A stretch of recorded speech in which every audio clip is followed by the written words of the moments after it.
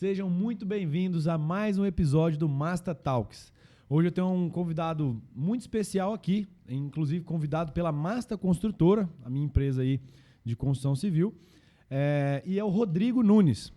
Então, o Rodrigo ele é técnico em contabilidade, engenheiro civil, engenheiro segurança do trabalho, gerente de projetos formado pela USP, certificado PMP pelo PMI, com mais de 17 anos de experiência no mercado. Ele já treinou mais de 3 mil profissionais. Ele é responsável por mais de 160 mil metros quadrados de obra hoje. Rodrigo é fundador da R. Nunes Consultorias e Treinamentos. Rodrigo é especialista em viabilidade técnica e financeira de obras, planejamento e controle de grandes empreendimentos. E hoje a gente vai conversar um pouco mais sobre o mercado imobiliário, vamos falar sobre oportunidades nesse mercado, para quem já está dentro, para quem quer entrar no mercado. Então seja muito bem-vindo, Rodrigo, tenho um carinho especial por você e acredito que hoje aqui vai ser, já está sendo fantástico ter você com a gente. Isso aí, João. Bom, primeiro quero agradecer o convite. Primeiro, o convite para ser consultor da Masta. Nós já estamos juntos aí há praticamente... Vai fazer 3 anos quase já, né? É como se fosse desde o início da construtora, né? Desde o início. E agradecer agora pela oportunidade aí em trocar um pouco de conhecimento aqui com vocês, trazer um pouco dessa bagagem aqui para o podcast. Eu queria que já começasse introduzindo um pouquinho aqui no início a sua história. Como que você caiu da contabilidade para a construção civil, como foi essa jornada sua inicial ali. Acho que a gente começa a trazer essa jornada, fica legal o público entender como que você caiu nesse mundo, para você hoje ser referência no mercado para estar prestando consultorias também, né? Show. Então, na verdade, cara, é o seguinte, a minha história com a contabilidade, eu fiz técnico em contabilidade. Quando eu formei na 8ª série, eu queria fazer no 2º grau algum curso que depois eu conseguisse trabalhar, ter algum retorno financeiro com aquilo lá. E na época, lá em São Joaquim da Barra, tinha um curso de técnico em contabilidade. E aí eu fui fazer o técnico em contabilidade, trabalhei no escritório de contabilidade por 3 anos, só que quando eu finalizei o técnico, eu falei, cara, não é isso que eu quero. Aí eu peguei e entrei na faculdade, na época comecei a fazer desenho industrial, ainda não era nem engenharia, porque eu fiz 2 anos de desenho industrial antes da engenharia civil. E aí quando eu fui para a engenharia civil, esse conhecimento de contabilidade me ajudou muito na parte de orçamento, na parte de viabilidade. Então eu sempre gosto de trazer essa formação para que o pessoal consiga entender de onde veio esse conhecimento na área da contabilidade, esse conhecimento sobre a parte financeira. E, lógico, contabilidade hoje eu praticamente não exerço, mas dentro da viabilidade econômica e financeira a gente utiliza muito essa base que você aprendeu lá atrás na contabilidade. E conta pra gente então a história agora de como que você caiu na construção civil, as suas primeiras obras, o que foi? Como foi seus primeiros trabalhos? Foi como engenheiro mesmo? Cara, todo mundo acha que meu sonho era ser engenheiro civil. Na verdade, eu comecei a fazer desenho industrial e eu fui trabalhar numa indústria de óleo de soja. E lá, o que eu fazia? Eu fazia os desenhos e os engenheiros assinavam. Eu falava, cara, mas os caras ganham 5 mil, eu ganho R$500. Tem alguma coisa nessa conta que não está fechando. Eu falei, vou fazer engenharia. Só que lá tinha engenheiro de produção, engenheiro eletricista e engenheiro mecânico. Eu falei, eu vou fazer engenharia civil, porque pode ser que eu tenha uma oportunidade nessa área. E foi aí que eu saí da contabilidade e caí na engenharia civil. E lógico, desde quando eu entrei na engenharia civil, atuando na área de planejamento, atuando na área de controle, trabalhei na MRV por 3 anos e eu me apaixonei por essa área de planejamento, controle, viabilidade, onde eu também posso agregar um pouco desse conhecimento que eu trouxe da contabilidade. Top. É legal demais a gente entender que como que a jornada, ela às vezes não era aquilo que você desenhava, mas é o que as coisas vão caminhando e encaixando ali. Eu queria que você trouxesse agora, dentro já você, porque a gente sabe que você teve construtora durante um tempo, sim. Então nada mais do que o consultor que já viveu aquilo para ele prestar a consultoria. Então, você contar para o público também a sua experiência sendo dono de construtora antes de da gente começar a entrar mais profundo nessa parte da consultoria, como que viabiliza o empreendimento, essas questões um pouco mais técnicas. Como que foi essa experiência e como que apareceu a oportunidade de você se tornar dono de uma construtora? Então, esse gap aí, saindo qual que era a empresa, você falou? Você trabalhava numa indústria de óleo de soja. Na indústria de óleo de soja. Depois eu fui para a MRV, E da MRV? Da MRV eu fui para uma construtora em Ribeirão Preto, onde eu era o engenheiro e trabalhava com 2 investidores. Então eu era a parte técnica da construtora, eu coordenava toda a parte técnica. E desses 2 investidores, teve um investidor que resolveu ir embora para os Estados Unidos. O outro ficou e falou, cara, eu tenho vontade de continuar na construção civil, só que eu não quero continuar sozinho e eu preciso ter um cara que entenda do negócio do meu lado. E aí foi onde eu iniciei a minha construtora junto com ele. Ano passado, ele foi embora para Portugal, então agora só ficou eu aqui no Brasil. Os outros 2... Você não tá pensando em ir embora por enquanto, não. Os outros 2 foram embora. E aí eu resolvi pegar todo esse conhecimento e trazer para a área de consultoria. Nós executamos só em Ribeirão Preto aí em torno de 70 edifícios. Nós atuávamos sempre na área de edifícios residenciais, comerciais, e hoje eu trago essa experiência aí para a área da consultoria. É muita coisa. 70 edifícios em uma única cidade não é brincadeira. Foi 70 edifícios em 7 anos. Nossa, é muita coisa. Eu já cheguei a gerenciar 18 prédios em execução simultânea. Que show. Rodrigo, e você que é consultor, eu sou dono de construtora, o que a gente pode trazer hoje para quem quer entender sobre essas grandes oportunidades do mercado imobiliário? Então pode ser que seja o dono de uma pequena construtora, uma média construtora, alguém que é aspirante, igual eu, vim da medicina veterinária e montei uma construtora logo no início, então já fica um ensinamento aqui. Se você quer montar um negócio novo que você não tem know-how, a principal coisa você precisa trazer um especialista. Então a gente tinha 1 ano de construtora. Desde o início eu comprei um curso, esses cursos online aí para poder aprender a jogar o jogo.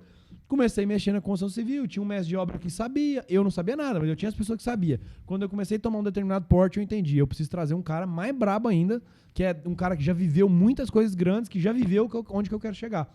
Foi quando eu trouxe o Rodrigo. Então o que a gente pode trazer para essa pessoa, que ela é esse aspirante para ser dono de uma grande construtora?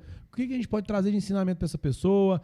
Onde que estão as maiores oportunidades? Vamos começar a entrar um pouquinho dessa questão de mercado mesmo. Sim. Cara, a construção civil, eu sempre falo para o pessoal que ela tem uma barreira de entrada relativamente baixa. O que eu percebo é que todo mundo que consegue uma projeção um pouco melhor na sua carreira, em algum momento vai passar pela construção civil. Todo mundo, quem compra terra não erra, e o terra entra a questão do imóvel. Quase todo mundo quer o mercado imobiliário. Advogado, médico. Então, todo mundo um dia acaba passando por essa área como investimento. O que é o interessante da construção civil? A construção civil é um investimento que você tem um pouco mais de controle, certo? Então, eu vou comprar uma ação na bolsa de uma empresa que loca galpão para shopping, por exemplo. Por que eu não posso comprar o galpão? Tanto controle. Agora, quando você investe, quando o investimento está perto de você, eu comprei um terreno, eu executei uma casa, eu vou executar um prédio, a coisa começa a tomar forma. E mesmo o investidor que quer comprar o produto final, né? Eu não sou contra a Bolsa de Valores, eu entendo a logística por trás, mas o cara hoje que tem porte para investir um empreendimento inteiro e não só a participação do empreendimento, cara, é muito melhor, sei lá, você ter o seu prédio, você ter o seu barracão. Eu sou a favor ainda dessa patrimonialização que você tem controle e não você investir na bolsa. Eu ainda sou esse cara tradicional de você patrimonializar no seu bolso. Então é o que você está falando. E todo mundo, querendo ou não, um momento, a maior patrimonialização ela é imóvel. Passa pelo imóvel. Ou é bolsa, ou é imóvel, carro vai perder valor, joia, ouro, ninguém mexe com isso. É imóvel, cara. Ou o cara, ele vai investir na bolsa, muitas vezes em ações ligadas à construção civil, ou ele vai iniciar a construção na cidade onde ele mora, na região onde ele mora. Entendeu? A barreira de entrada, ela é baixa, só que isso que você comentou é importante. Principalmente quando eu estou executando uma casa, a margem de segurança, a margem de erro que você tem ali, ela é relativamente maior do que você tem no prédio. Ela pode ser grande. Inclusive, eu conto que as 2 primeiras casas que eu fiz, posso até trazer história. As 2 primeiras casas que eu fiz, as casas prontas, eu gastei R$25 mil para terminar. Resumo da operação, cada casa eu vendia por 250 mil na época. Ou seja, eu gastei 10% a mais da casa para eu terminar uma casa que já estava relativamente pronta por cagada do primeiro mestre de obra que fez para mim. Num prédio, se a gente for pegar 10% do valor de um prédio para você ter que cara, o rombo é muito que o maior, caminho né? é o seguinte, você sempre começa com obras menores, uma casa, um pequeno galpão comercial, só que chega um momento que você vê que aquilo lá você não consegue ganhar escala. A não ser que você tenha um loteamento, que você vai executar 200 casas, mas aí você precisa ter um padrão. Só que o que acontece? Pô, eu saí da execução de uma casa, de um galpão, vou partir para um negócio maior, para um prédio de 12, 16 apartamentos, que é normalmente onde o pessoal começa. Você precisa ter um controle de risco maior. O primeiro nosso foi 8 apartamentos que a gente fez, nosso primeiro prédio. Você precisa ter um controle de risco maior, porque, por exemplo, eu fui lá e executei uma casa. Se deu algum problema, pô, eu corrijo na segunda. Agora, quando você pega um prédio, se você errar, você vai errar multiplicado por 16, por 8, por 12, por 40. E eu sempre falo, pessoal, na construção civil, se você pegar o seu departamento de compras hoje, não tem um pedido de compras lá que você fala, não, comprei um negócio de R$30, de 50. É pedido de 100 mil, 30 mil, 200 mil, 7 mil reais. Então, o mínimo são valores assim, na casa acima dos 10 mil ali. É difícil você fazer uma compra menos de 10 mil reais para um prédio. A gente fala assim, marmoraria de uma casa, 5 mil. Do prédio, a gente está executando ela agora, 12 unidades. Aí você pega 5 mil por 12, nós temos 60 mil reais de marmoraria. Isso assim, jogando baixo, né? Então assim, tudo é multiplicado mesmo. Então o erro, ele é multiplicado também. Então você tem que ter esse controle, você tem que estar apoiado por alguém que já trilhou esse caminho. Porque, por exemplo, você sai de uma casa e você vai para um prédio, você tem N fatores ali que não tem na casa. Você tem sistema de combate a incêndio, proteção de descarga atmosférica, elevador, melhoria de rede, outorga onerosa, aprovação na prefeitura que demora mais, incorporação. Então você tem vários fatores que, se você não tomar cuidado, a hora que você sai da casa e vai para o prédio, você quebra no primeiro prédio. Não, mas eu gasto 2 mil reais por metro quadrado para fazer uma casa. No prédio eu vou gastar 2 mil. Não vai, na maioria das vezes. E tem muitas coisas que acontecem no prédio que você precisa ter uma visão técnica para entender o jogo. Porque ali, se você erra, é o que eu te falei, é um erro multiplicado por 16, por 30, por 40, entendeu? Então, dentro da viabilidade, um dos nossos objetivos é justamente fazer essa análise e desenhar uma margem de segurança para o investidor. E como que a gente pega esse cara que, ou a construtora pequena, ou o cara que está querendo, o aspirante, enfim, quer começar... Como que a gente pode pegar critérios para ele entender se aquele empreendimento, então, ele vai ser um bom empreendimento ou não? Por exemplo, igual você falou, o cara começou fazendo uma casa, um barracão, agora eu quero fazer um prédio. 12 unidades, 16 unidades, 18 unidades. Como que a gente entende se é ou não um projeto viável? De forma resumida, a gente entende que tem todo um passo a passo. Inclusive, o pessoal tiver à disposição depois de seguir o Rodrigo, dar uma olhada nos vídeos dele. Cara, suas planilhas, a forma que você entrega toda a parte de viabilidade e tudo ali, é muito completo, é muita coisa. Mas de forma mais resumida, o que a gente pode trazer aqui para o público entender? Para quem está começando, inclusive no YouTube, nós temos uma sequência de 22 vídeos. E nesses 22 vídeos eu mostro o passo a passo da viabilidade. Mas para quem está começando... 22 vídeos para o passo a passo da viabilidade. Passo a passo, de forma resumida. Mas para quem está começando, eu sempre falo para os caras, cara, eu preciso copiar quem está no degrau de cima. Sim. Entendeu? Então, normalmente, como que a gente começa? Tem um ponto importante que a gente analisa nos terrenos, que é a vocação do terreno. Então, é você começar a observar na cidade. Pô, eu quero construir um prédio. Qual que é a região da cidade onde tem edifícios no padrão que eu quero construir? Como que esses caras trabalham? Tem terreno ali perto? Qual que é o valor de um terreno? E, lógico, sempre apoiado por alguém que já passou, que já trilhou isso daí. É muito difícil ir sozinho, eu concordo. A gente tinha muita briga no começo, porque eu sou o cara da visão estratégica e eu quero ver o negócio pronto. E muitas vezes, igual agora, a gente está passando por uma viabilidade nesse momento que a gente estava discutindo, na minha cabeça, nas minhas contas ali mais grosseiras de padaria, cara, o negócio se viabilizava de forma muito rápida. E eu não estava com dúvida que o negócio era bom. Só que eu não bato o martelo enquanto eu não troco ideia com o Rodrigo. Quando a gente levou para viabilidade, eu assustei, eu fiquei bravo. Falei, Rodrigo, você tá errado, cara. A conta não bate. A conta não tá batendo, cara. Mas aí quando a gente começa a entender o negócio, porque quando a gente tá falando em projetos muito, muito maiores do que a gente estava acostumado, a gente tá falando agora de projetos bem maiores, com múltiplas unidades aí, cara, cada vírgula ela vai correspondendo com um valor muito alto no resultado final. Então a gente está com dificuldade de viabilizar alguns projetos que qualquer pessoa que você conversar fala assim, cara, você vai rachar com esse projeto aqui, mas não está fechando conta. Então, tipo assim, aí é onde que entra que eu falo muito da visão estratégica. Eu tive a visão estratégica para achar essa oportunidade.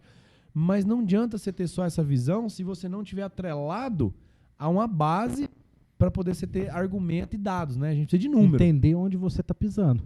Porque, normalmente, a hora que a gente pega esse pequeno empresário que está começando, normalmente pequeno que eu falo é pequeno na construção civil. Sim. Pô, o cara ele já é bem sucedido na advocacia, fazenda, na medicina.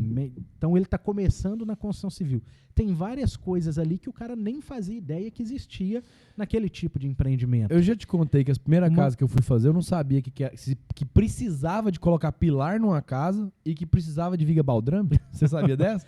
Eu sou da roça. Eu achava que era tijolo cruzado. O que é? Não, eu achava que colocar tijolo cruzado. O dia que o mestre de obra falou assim, não, agora vamos fazer forno pra encher pilar. Eu falei, pra que é isso, moço? Não é só você cruzar os tijolos, não?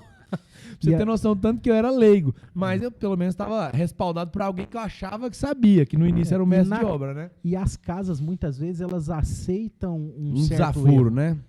Que no prédio isso daí não vai acontecer, entendeu? Então, por exemplo, eu errei o prumo de uma casa. Prédio não é o lugar do cara brincar de construção. Não. Não é. Ali você precisa do... Só que um ponto importante, que eu creio que até com a Masta também aconteceu isso, e é uma dica para quem está começando, normalmente você vai começar com obras menores. Uma casa, um galpão.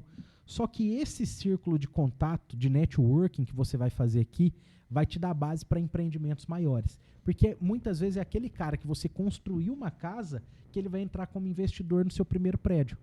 Por quê? Você ainda não fez nenhum prédio, mas aquele cara já conhece a sua índole, a forma como você trabalha, como você negocia. Então, essa base é importante, tá bem sedimentada, para você conseguir partir para empreendimentos maiores. Eu já contei várias vezes como que eu construí, como que eu montei a massa construtora. E o Rodrigo tem hora que briga muito, porque nenhum de nós é engenheiro. E tem hora que a gente dá uns atritos, mas ele entende meu lado, eu entendo o lado dele e tá tudo certo.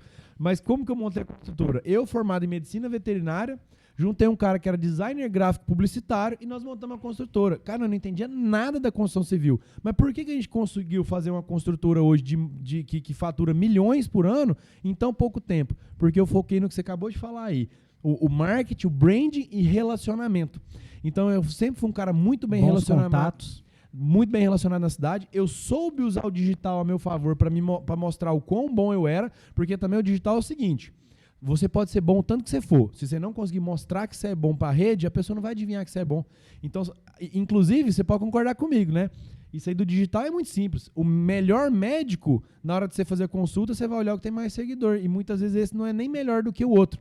Então, você parecer bom na internet é muito fácil. Mas aí você tem que somar o parecer bom com o ser bom de verdade. E entregar o que você prometeu. Quando você junta os dois, você cria o que a gente chama de brand, né? Você vai criar esse know-how. Cara, o cara é bom, o cara mostra que é bom, todo mundo começa a enxergar você, as coisas começam a aparecer, os negócios começam a aparecer. Então, hoje, meus níveis de conversa são muito maiores, os projetos que eu avalio são muito maiores. E não é porque... E aí eu falo que a mentalidade que eu tive também para montar a construtora nunca foi focado no lucro, sempre foi focado no crescimento da minha empresa. Então, nós somos uma construtora na cidade... Estruturar o negócio. Estruturando negócio. Você vê o dia inteiro a gente tá, tipo assim, tá com erro, tá com dificuldade, tá estruturando para poder aguentar um volume muito maior do que a gente já tá realizando hoje. Mas no começo, cara, até hoje, na verdade, quando você pega o preço do meu imóvel e o preço do imóvel do concorrente, o quanto que ele gastou, o quanto que eu gastei mais que o meu concorrente e tô vendendo do mesmo preço ou mais barato que o meu concorrente. A minha margem é menor, mas eu tô ganhando no volume e eu tô ganhando no nome que eu tô fazendo. Você tá montando uma grife. Eu tô montando uma grife.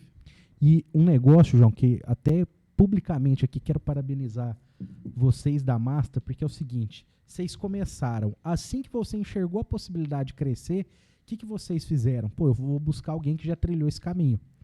E uma coisa que eu vejo muito no mercado são construtoras pequenas que elas querem buscar um consultor para validar o erro delas. Para falar assim, não, eu estou fazendo um negócio aqui que eu sei que não vai dar certo, mas o cara tem que concordar comigo.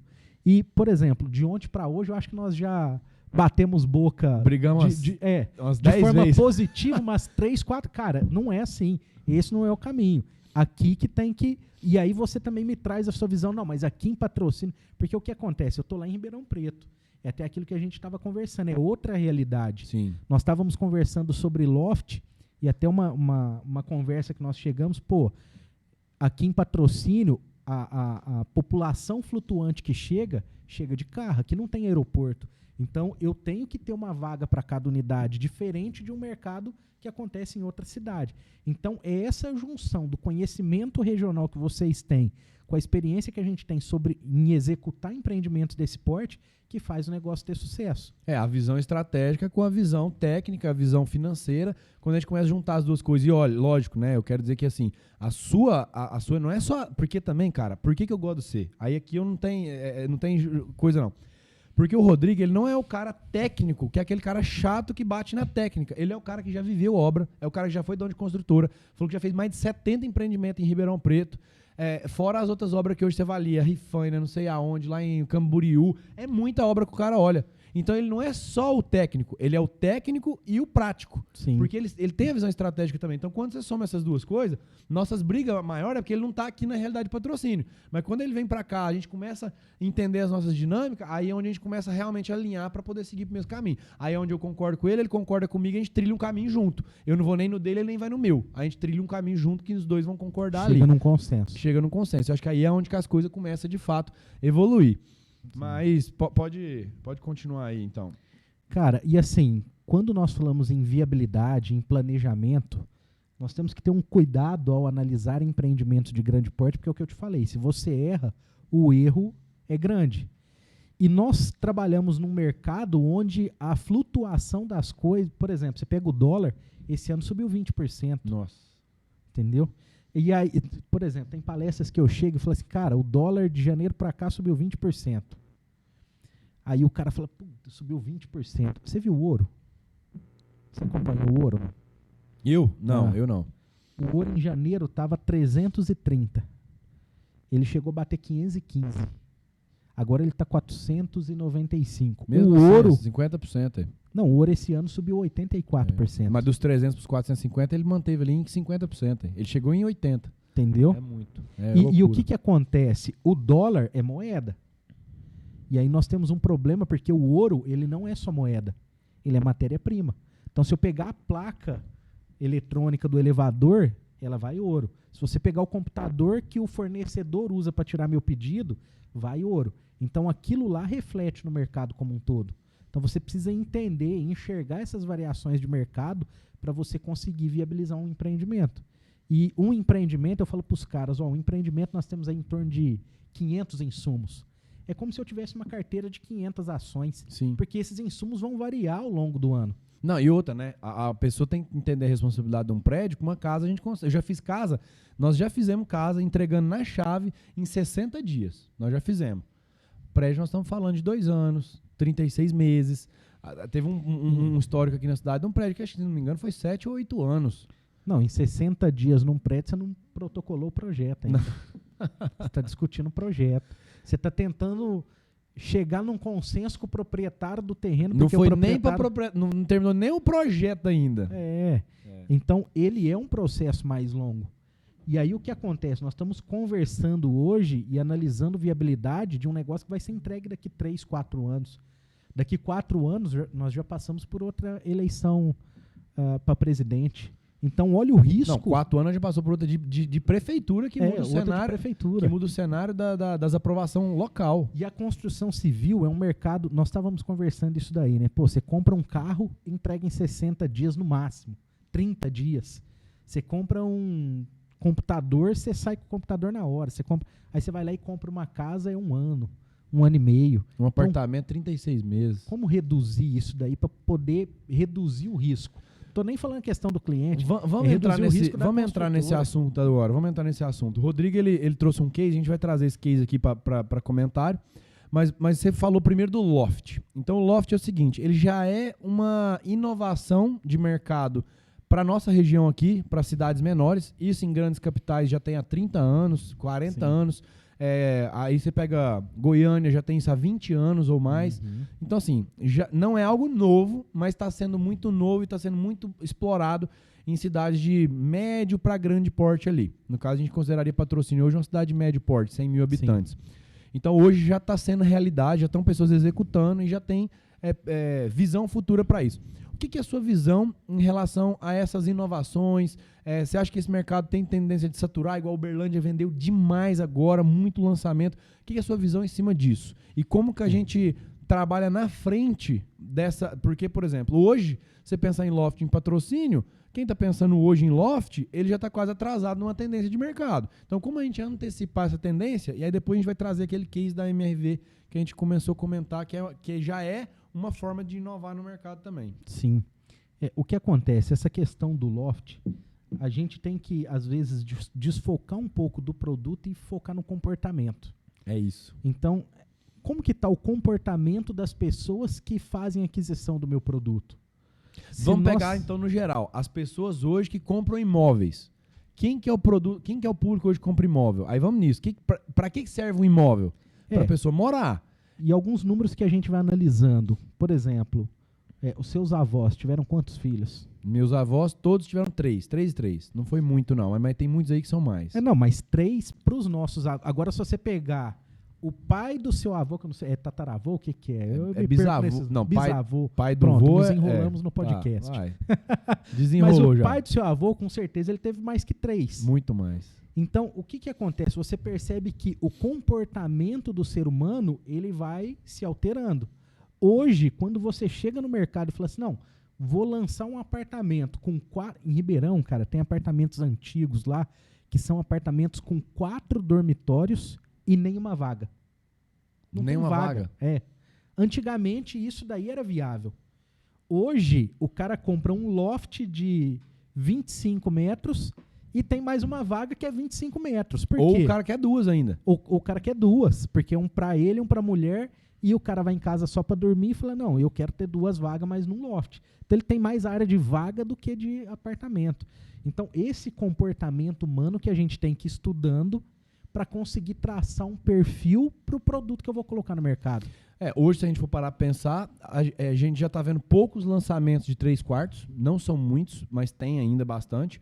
4 quartos, esquece. É praticamente impossível um lançamento hoje de 4 quartos. Então, Uberlândia, que é um prédio grande, nos últimos anos aí, eu sei de 2 grandes empreendimentos que lançaram 4 quartos numa cidade que está lançando, sei lá quantas centenas de empreendimentos por ano. Você mesmo é um ponto fora da curva.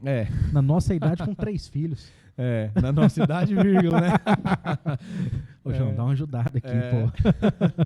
Mas, por exemplo, pessoal hoje na sua idade, se você pegar seus amigos, tem quantos filhos? Não, a maioria tem. Se tiver um, é muito. A média hoje da minha idade, ninguém tá pensando em casar. A maioria nem casou ainda. Então é esse comportamento que a gente tem que analisar para desenhar o produto. Sim, porque esse cara hoje, por mais que ele não vai comprar um imóvel, mas ele vai morar em algum lugar. E o cara, na maioria das vezes hoje, pelo menos assim, né? Tem muitos casos contrários que a gente não precisa nem entrar nesse caso, que eu sou totalmente contra, o cara que tá morando com a mãe. Pra mim, de 16 para 17 anos ali, já tinha que ser uma lei pro cara sair de casa. Mas não é o que a gente vai entrar agora. E até ajudaria nosso setor, né? Sim.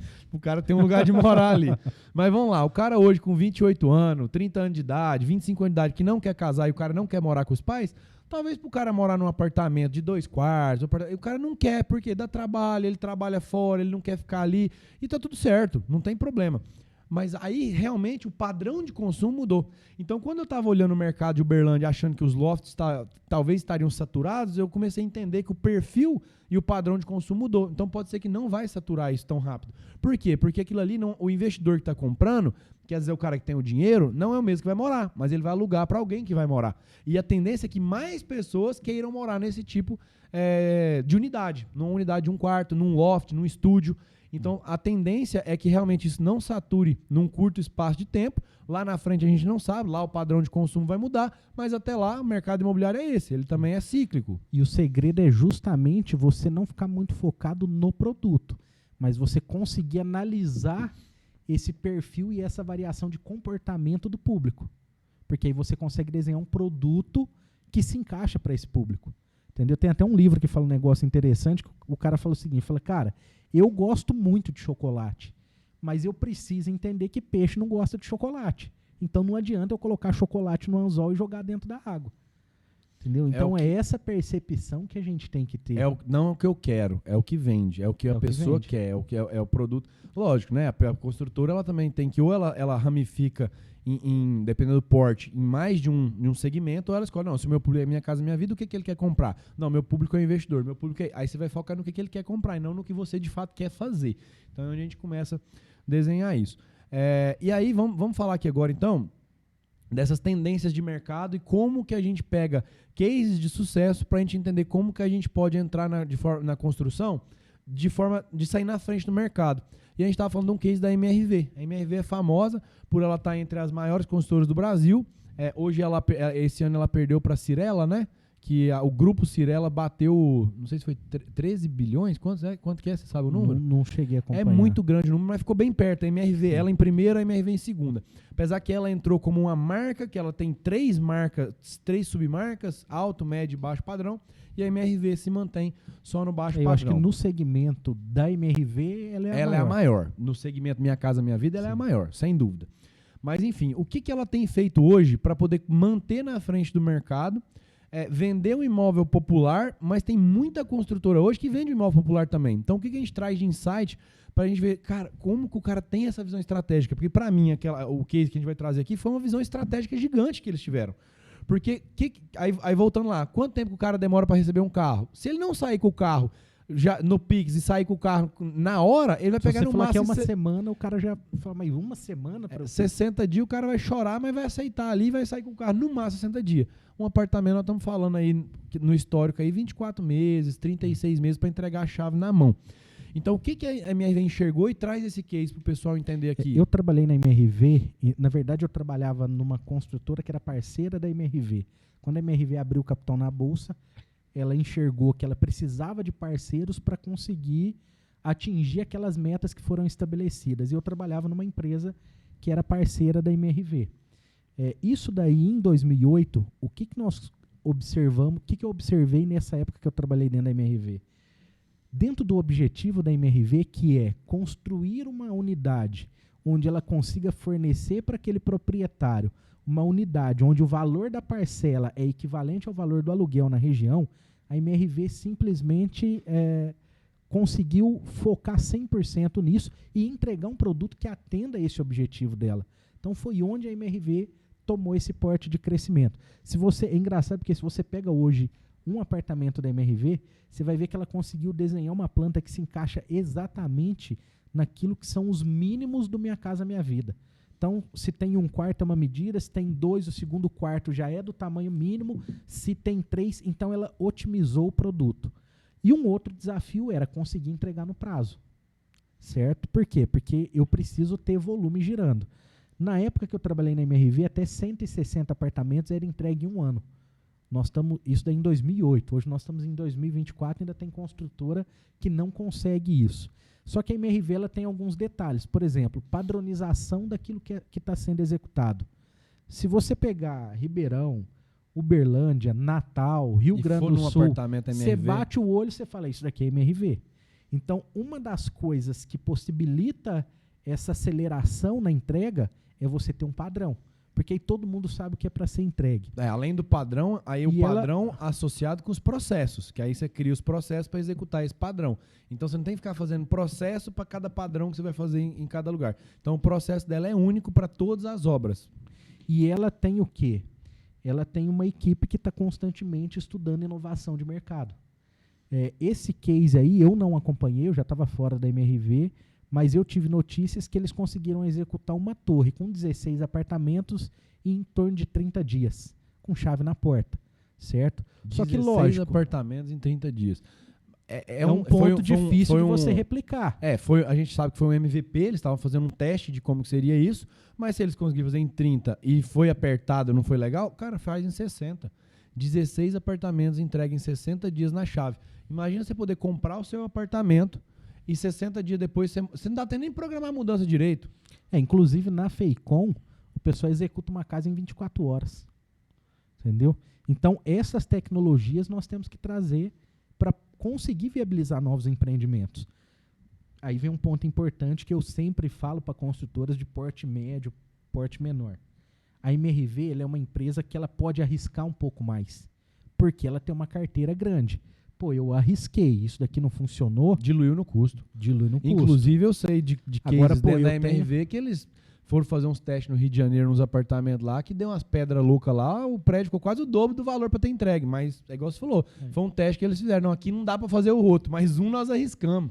E na época que eu trabalhei na MRV, ela tinha um programa onde se você desse uma ideia que gerasse uma economia na produção dela, você tinha uma participação na economia que foi gerada nas unidades que estavam em construção no momento. E aí teve um cara que chegou e falou assim, cara, por que a gente coloca campainha na porta, sendo que o cara tem que passar pela portaria? Aí você corta uma campainha de 18 mil unidades que estavam sendo construídas na época, olha o volume de dinheiro. Nossa, você entendeu? tá doido. Então são pontos que a gente... Só que o que eu falo, pessoal? Tem muitas construtoras pequenas que chegam para mim. Teve um cara que chegou para mim e falou assim, ó, tem um fornecedor que me procurou, ele quer fazer porcelanato líquido num prédio que nós vamos executar. Só que essa construtora, ela estava partindo para o segundo prédio dela. Eu falei, cara, em quantos edifícios esse cara já fez porcelanato líquido? Aí o cara falou, não, em edifício nenhum, mas ele já fez várias casas. Eu falei, então talvez não é o momento para você entrar. Não estou falando que essa tecnologia não é para prédio. Só que eu preciso ter alguém que valide essa tecnologia. Que é o especialista daquela área. E essa validação ela vai acontecer através de construtoras que podem correr esse risco.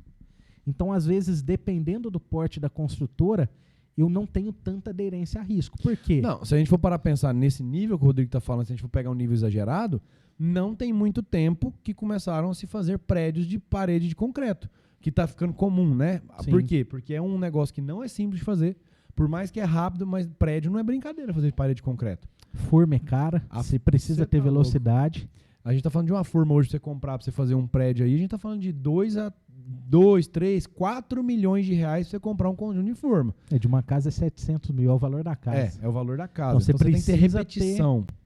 Então, mas é esse ponto que eu falo para os caras. Mas então, aí isso que eu falo, uma construtora pequena, ela não pode arriscar. Ela tem que esperar a grande testar, esse negócio tem que estar validado para ela falar, agora vai. Porque aí você vai lá e copia. Porque é o que eu te falei, por exemplo, negócio do porcelanato líquido.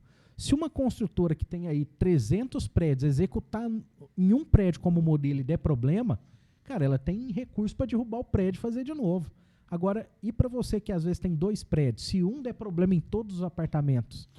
Inclusive a MRV ela soltou várias unidades com interno de drywall, né? Depois ela viu que não estava fazendo sentido, ela voltou atrás. Mas igual você tá falando, ela tinha condição de arrancar aquilo ali e fazer tudo de parede de alvenaria no meio da obra, se não tivesse dando certo. Uma construtora que evoluiu muito a construção civil no Brasil, na época foi a Encol. Entendeu? Lógico, ela teve outros problemas que não eram relacionados à execução do empreendimento em si, que levou à falência. Que às vezes seria mais no financeiro, né? Por exemplo, o kit de porta pronta, quem trouxe para o mercado foi a Encol. Então, várias novas tecnologias são essas grandes construtoras que pagam o custo. Se fazer casa de repetição hoje sem porta pronta, as pessoas que às vezes têm uma construtora pequena não entendem o impacto disso. Sim. De você ter que comprar o portal num lugar, comprar o alisar em outro, comprar a fechadura, comprar a maçaneta, comprar a porta, mandar instalar, mandar pintar. Tem o profissional que assenta. Senhora da Abadia. É muita coisa. É muita coisa. E às vezes não tem simples, é porta, só a porta do apartamento. Isso nós estamos falando do mínimo detalhe. Então, quando a gente está falando em escala, em produtividade, em você... Significa que vai perder qualidade? Não tem nada a ver. Hoje em dia a gente consegue porta pronta, às vezes, de ACM, que a qualidade é superior à madeira.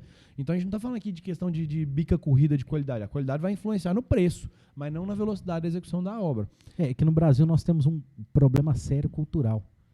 Então, quando você fala muito em qualidade, o cara se remete àquilo que é muito robusto. Pô, você vai nos Estados Unidos, é só casa de madeira.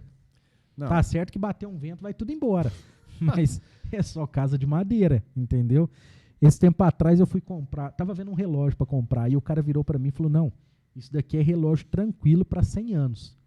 Aí eu olhei bem para ele e falei, cara, 30 para mim já tá bom, viu? Porque já tô com 40. Você quer me vender um negócio para 100 anos? Então... E falando nesse cenário, o que é a sua perspectiva dos próximos 5 a 10 anos falando em mercado?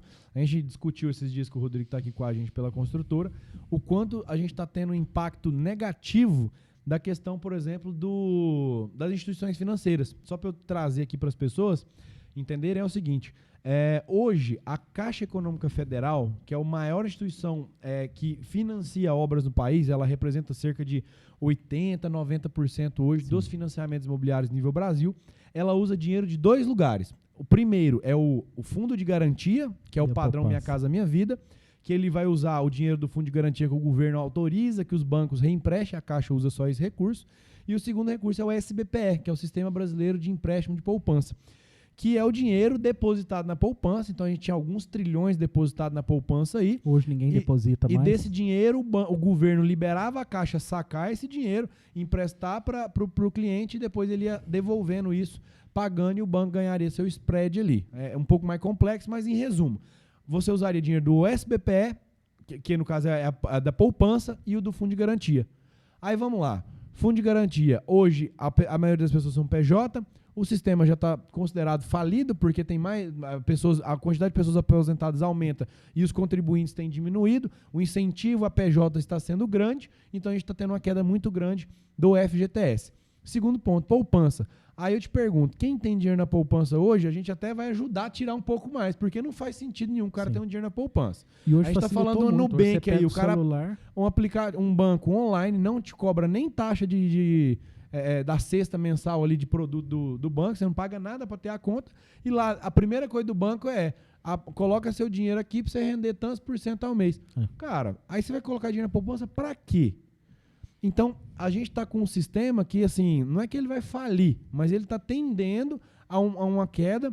Nós estamos agora em novembro, a Caixa já soltou várias notificações, a gente sabe de coisa interna que está reduzindo a assinatura, ela está dando prioridade só para quem já está, para empreendimentos grandes que já está vacinado, novos empreendimentos não estão saindo. Então, caos interno dentro da Caixa Econômica Federal, não tem dinheiro. Existem filas e filas de contratos para serem assinados que está atrasando. Se a gente for parar a pensar, isso atrasa o país. Mas então... Essa retenção da Caixa Econômica Federal em relação às assinaturas é um negócio que normalmente acontece quase todos os anos. Todo final de ano, isso é padrão. O que mudou em 2024 é que, além da retenção, houve uma mudança na regra. Normalmente essa retenção, ela acontece, só que ela nunca acontece tão cedo, ela vai acontecer ali começo de novembro, final de novembro. Esse ano aconteceu final de setembro, começo de outubro. Entendeu? E houve essa mudança de regra. Antes, havia retenção em janeiro, voltava. Agora, provavelmente, janeiro vai voltar. Só que será que a regra vai retornar se aquela regra antiga? Na verdade, já mudaram a regra para já diminuir a entrada de projeto. Então, em setembro, o SBPE já limitou a R$1,5 milhão. Sim. Então, nós estamos falando de casa de alto padrão. As casas de alto padrão que hoje a Massa Construtora tem pegado no mercado são casas acima de R$1,5 milhão. Então, como que o cara vai financiar essa casa? Já não tem recurso pela Caixa. Ele já vai ser obrigado a comprar um imóvel pronto, financiado por outro banco, com a taxa muito mais cara, e já não é um imóvel que ele pode escolher como que ele vai querer fazer ali, por exemplo. A Caixa, pra gente, ela é interessante porque não só pela taxa, mas ela é uma reguladora de mercado. Sim, com certeza. Como ela tem uma taxa atrativa, os outros bancos eles são forçados a buscar essa atratividade, certo? Agora, então a gente está falando que a Caixa trabalha nesse ponto, o outro banco é obrigado a esse. Quando a Caixa acaba o recurso, esse banco ele faz o que ele quer com a taxa dele, porque não tem concorrência. Justamente. Não tem a régua de baixo, né? Não tem a régua, não tem o que regula o mercado, entendeu? Aí justamente o que vai acontecer é que os outros bancos eles vão começar a praticar a taxa que eles entendem que é viável de mercado. Então esse daí é um ponto. Só que a grande gravidade do negócio é o seguinte: projetos na construção civil são projetos que demoram 3, 4, 5 anos. E aí, de repente, em 30 dias, uma regra muda. Cara, tem construtoras que estão há 1 ano para aprovar um projeto. Aí a Caixa fala assim, não, agora a regra é essa. Não, pô, e aquele projeto que eu dei entrada contando com esse recurso? Nós estamos com um aí que depois a Caixa... O Daniel nem dormiu de noite durante umas 2 semanas aí por conta disso. Mas depois saiu um notificado que quem já tinha crédito aprovado, que já estava com o projeto aprovado também, não caberia nessa regra. Mas nós suamos a camisa. Como é que eu ia explicar para o meu cliente que eu não ia fazer a casa dele porque não tinha recurso para fazer? Não, e nesse caso aí você já estava com o projeto aprovado. Agora você imagina um prédio que está para sair na prefeitura. Não quero nem imaginar. E a regra da Caixa mudou. Então, para os próximos 5 anos, eu vejo que nós vamos ter modificações no nosso sistema financeiro, porque poupança, ninguém deposita mais dinheiro, fundo de garantia está reduzindo, e nós vamos ter que mexer na forma como nós construímos, porque Cara, você pega hoje, nós estamos tendo uma escassez de mão de obra, e aí é um negócio interessante, né? Porque, pô, você vai falar assim, mas tem um monte de gente procurando serviço. Cara, mas na construção civil, você não consegue achar mão de obra. Sim. Você pega hoje, antigamente não. Inclusive, se alguém tiver pedreiro para indicar aqui em Patrocínio, Minas Gerais, pode dar um Pronto. jeito de procurar a massa construtora aí, porque tá fazendo falta, cara. Você pega 7 anos atrás, 10 anos atrás, o que você tinha? O pedreiro, o filho e o sobrinho que estava aprendendo aquilo que o cara fazia e ia se tornar um bom pedreiro. Hoje você chega numa obra, você não vê ninguém lá com 23, Jovem 24 não tem. anos aprendendo a executar aquilo lá. E quando tem, o cara tá fazendo com cara feia, achando ruim, porque ele precisa daquele dinheiro ali de servente para ele poder pôr um dinheirinho dentro de casa. Mas qualquer oportunidade melhor que ele tem, ele vaza fora, ele não quer se tornar um pedreiro. E essa visão, eu também tenho uma visão em relação a pedreiro, que é o seguinte: eu acredito que nos próximos 10 anos, a diária de um pedreiro, hoje, 200 e poucos reais, vai para 1.000. Sim. Porque não tem o cara Não aprendendo. É um mercado que não diminui a demanda, porque todo mundo quer comprar casa, o mercado está crescendo, a gente tem um déficit habitacional gigante no país, então a ideia é essa. E o que entra no modelo de construção que você falou? É o que hoje a massa já vem migrando de certa forma, que é as formas de concreto, por exemplo. Novas Tem tecnologias. várias outras tecnologias, impressora de casa, que a gente deixa de precisar de um pedreiro, um profissional especializado de assentar tijolo, de colocar no prumo, que só quem é da área vai entender a minuciosidade que é para o pedreiro trabalhar, o que é um pedreiro bom e um pedreiro ruim, vocês não têm noção isso dentro de uma obra.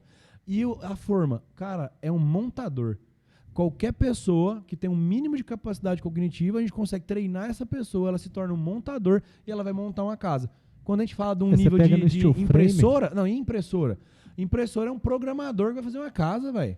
Você pega no steel frame, o cara com uma parafusadeira e um laser, ele monta um pavimento inteiro e... Faz uma casa. Entendeu? Cara, você quer ver um negócio interessante? Vai na FEICOM em São Paulo, que é a Feira Internacional da Construção Civil, e vai na Grishow em Ribeirão. Doideira, né? Cara, você vai na FEICOM, os caras ainda estão tentando vender enxada, pá, colher.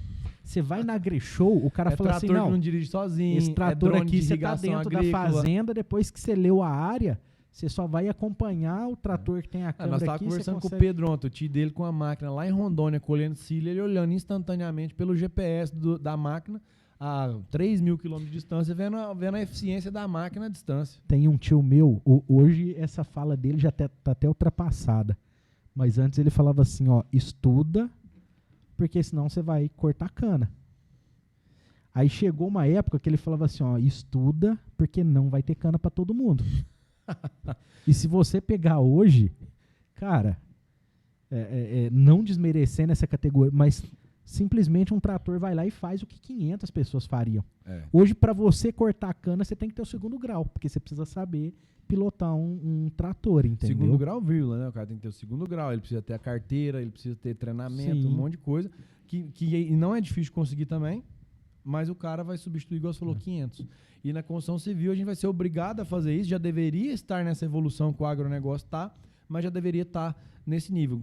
Se a gente for comparar com o agronegócio, hoje uma impressora de casa deveria ser igual você comprar uma colheitadeira. Deveria ser mais acessível, mais simples e mais prático de você ter aquilo ali na sua obra. A Master Construtora no porte que ela tem, ela já poderia ter uma impressora de casa. Se a gente estiver comparando com uma fazenda que tem várias colheitadeiras hoje. Agora, uma coisa que, vendo esse mercado aí nos próximos 5 anos, e aí eu não sei como, mas nós vamos ter que nos unir para fazer isso acontecer, cara, é trabalhar em cima da burocracia. Hoje eu quase que demoro para aprovar ao mesmo tempo que eu demoro para executar. Isso é outra crítica que eu tenho muito grande no mercado também. Então, no Brasil, a mão do governo pesa muito em cima da... Cara, isso é prefeitura. Aí você aprovou na prefeitura, aí é 30 dias no cartório para incorporar. Aí você precisa de aprovação no corpo de bombeiro. Aí você precisa de aprovação no... Quando não precisa passar ainda por INCRA para poder regularizar a área, não sei o quê. Você já ouviu falar do efeito órgão. cobra? Cobra? Não. O que acontece? Esse efeito cobra, ele dita muito sobre aquilo que o governo coloca a mão muito pesada em cima. Tá? Tinha uma região da Índia que eles começaram a ter muita incidência de cobra. Cobra, animal. Sim. E aí, o que o governo fez? O governo falou, vou intervir. O que eu vou fazer? Eu vou pagar X para cada cobra que o morador me trouxer morta. Acho que até nos Estados Unidos teve isso uma época também, com Cascavel, se eu não me engano, em algum estado de lá. Beleza. O que a população fez? O governo foi lá, interviu, O povo falou, bom, agora eu mato a cobra, levo para o governo e recebo um valor. Num determinado tempo, a população começou a observar e falou, peraí, vai acabar as cobras. Como que eu vou receber? Então nós precisamos criar cobra. Aí os caras começaram a criar cobra para levar para o governo para poder receber o dinheiro. Mas se a gente for pegar no Brasil hoje, aí o governo, a lei do Bolsa Família, essas coisas tudo, é isso aí. O cara às aí vezes o tem governo, incentivo só a ter para mais concluir, filho. o governo percebeu isso e falou, opa, peraí, agora tá dando um efeito contrário. Aí ele foi lá e pá, cortou. Quando o governo cortou, o cara falou, vai fazer com as cobras? Agora eu vou ficar alimentando essas cobras aqui, não vou ganhar soltar nada. essa porra. Vou soltar isso daí tudo. Resumo da história, depois que o governo interviu, a situação ficou pior do que antes da intervenção. Então, se você deixa, o mercado se ajusta. Mas quando o governo começa a pesar muito a mão no negócio, aí a coisa se desregula. Por quê? Porque os caras perdem a noção de como aquilo lá vai funcionar. Por mais que você tenha uma análise, nós estamos vendo agora a discussão da escala, não, em vez de ser 6/1, não, e é engraçado que assim, eu vou sair de 6/1, não vai para 5/2, não, isso já quer pular para 4/3, entendeu? Só que tem coisas que não é só eu ir lá e contratar mais mão de obra. Sim, não tem como. É o que eu falo, uma mulher faz um filho em 9 meses. Pois, será que se eu pegar 2 vai fazer em 4,5? Não vai. Não vai. Entendeu? Então tem coisas que o governo precisa deixar o povo trabalhar, senão a coisa complica. É isso mesmo, é complicado. Mas enfim, a gente falando sobre essa questão de inovação do mercado, hoje o que gira o país é a construção civil e o agronegócio. A gente entende que quando a gente tem muito incentivo dentro da construção civil, esse dinheiro vem do governo, ele vai para uma obra, na obra ele é distribuído para material de construção, para bens de consumo, para um monte de coisa. A pessoa que está pegando esse dinheiro, o construtor, ele está pegando o lucro, ele está investindo. Então a gente consegue girar a economia, não sei se as pessoas conseguem ter a noção do como que a gente gira a economia de forma muito rápida com incentivo na construção civil. Então se a gente tiver agora uma queda no incentivo governamental também na questão da construção civil e não tiver esse apoio, a gente pode correr um grande risco, igual está acontecendo no agronegócio, que ele está totalmente desamparado do governo hoje, a gente já está tendo essa crise hoje no agronegócio. A gente pega aí o plano safra desse ano, foi um ridículo o plano safra desse ano. E na construção civil, se a gente não tiver esse apoio também, infelizmente a gente é obrigado a depender do governo para esse caso, a gente pode passar por grandes crises, porque o que realmente gira a economia, que movimenta o negócio, que faz a engrenagem rodar, é o agro e a construção civil. O agro já está com essa balança bem puxada para o lado dele, né? Está negativo, e agora a gente está passando isso na construção civil também, de uma forma que a gente nunca passou nos últimos anos também. Então é bem preocupante. A construção civil hoje no Brasil, eu não conheço outro setor onde você consegue pulverizar o recurso. Por exemplo, se você injetar dinheiro, se você incentivar a construção civil, você vai atender o último bairro da menor cidade do Brasil. É totalmente diferente, por exemplo, de eu chegar lá e gerar um incentivo para uma montadora de carro. Sim. Onde eu estou gerando benefício para uma pequena parcela. Eu vejo a construção civil, eu falo, pessoal, é como você peneirar areia.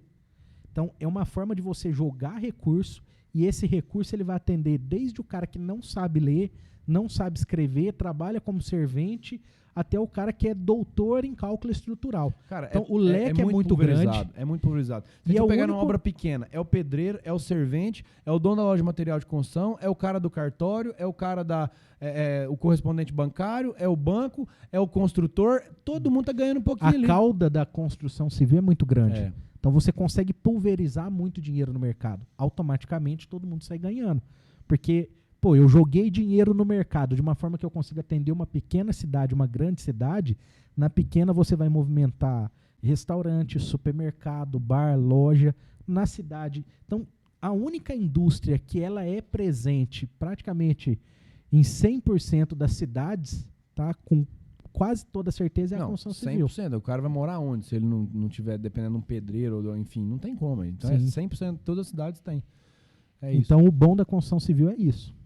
Tá. Rodrigo, o que você deixa de mensagem final aqui hoje para quem está aqui até com a gente no final do podcast? O que você traz de mensagem para a pessoa que é aspirante nesse mercado, que já está dentro desse mercado, o que é o seu fechamento aqui hoje para essa mensagem que a gente trouxe? Cara, construção civil é um dos melhores investimentos que nós temos e assim como nos outros investimentos, isso daí precisa ser feito da forma correta. E quando você faz um negócio bem estruturado, não tem como dar errado, tá? Aí é benefício para você, para a empresa, para a família, para a região que você está desenvolvendo, para as famílias que você está gerando moradia. Só para a pessoa não desanimar, então, a gente falou dos próximos anos, dos desafios que vão ter, mas quem estiver lá dentro, estiver estruturado, estiver bem assessorado, cara, vai colher bons frutos, é um dos melhores investimentos. Se esse investimento cair, esquece os outros então. Então pode entrar firme, problema vai ter em todo o mercado, só para a gente poder tirar um pouquinho dessa energia que a gente trouxe aqui de desafios, de problemas que vão ser enfrentados, mas nós estamos aqui também para poder ter a visão estratégica, buscar essa inovação, buscar essa tecnologia, criar um brand, sair na frente de quem está mais ou menos no mercado. Então, para você aí que é aspirante, quer mexer com isso, não desanima. É um caminho bom, é um Cara, eu sou do agronegócio, eu entrei pra construção, cara, apaixonei, cara, é muito bom, é muito legal você poder ver um projeto que você desenha ele na planta e você vê aquilo saindo do chão. É aquilo sendo construído. Cara, é gratificante. O pessoal usa muito aquela frase lá que quando você trabalha com o que você gosta, você nunca mais vai trabalhar na vida. E, na verdade, cara, é você trabalhar com aquilo que você é apaixonado, você vai conseguir suportar os perrengues, porque perrengue você vai ter em qualquer lugar. Em qualquer lugar. Então, se você falar, não vou na construção civil, vou no agronegócio, vou no... Cara, você tem que entender que o mercado ele está aberto. E é aquilo que a gente estava conversando. O Brasil hoje, nós estamos num cenário que se você fizer um negócio ali aceitável, você já consegue ter sucesso. Por quê? Porque o que tem de fornecedor que entrega atrasado, empreiteiro que fala que vai e não vai, e, cara, o negócio vai... Então, se você conseguir fazer um negócio minimamente aceitável, com certeza a sua chance de sucesso é muito grande. Isso aí. Então é um prazer ter você aqui hoje, Rodrigo. Te agradeço por esse momento. E a gente fecha aqui, então, mais um episódio do Master Talks. Agradeço a presença de todo mundo. Como que as pessoas te acham aí nas redes sociais? Isso aí. No Instagram é @eng.rodrigonunes. O e-mail contato@rodrigonunes.eng.br. É só vocês entrarem em contato aí pra gente bater um papo. E lá também tem um canal do YouTube. É só vocês procurarem eng.rodrigonunes, que lá tem muito conteúdo gratuito e disponível aí para vocês. Isso aí, muito João, obrigado. Muito obrigado pelo convite e fico à disposição. Isso aí. O meu Instagram, para quem não sabe, é joãomarcos.ac. E é isso aí. Muito obrigado, Rodrigo. Show de bola. Vamos que vamos e bora trabalhar. Vamos para cima.